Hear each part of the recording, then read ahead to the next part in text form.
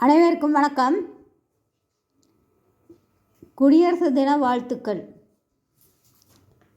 தாய் மீதான பாசம் போன்றதே தாய்நாட்டின் மீதான பாசமும், தாய் மீதான பாசம் போன்றதே தாய்நாட்டின் மீதான பாசமும். சாதி மத பேதம் நீங்கி ஒற்றுமை நீடித்து, சாதி மத பேதம் நீங்கி ஒற்றுமை நீடித்து, பாரதம் செழித்து மக்கள் வாழ்வு சிறக்கட்டும்.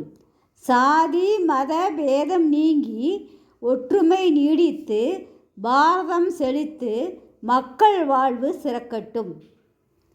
தாய்நாட்டை போற்றி வணங்குவோம். வந்தே மாதரம்.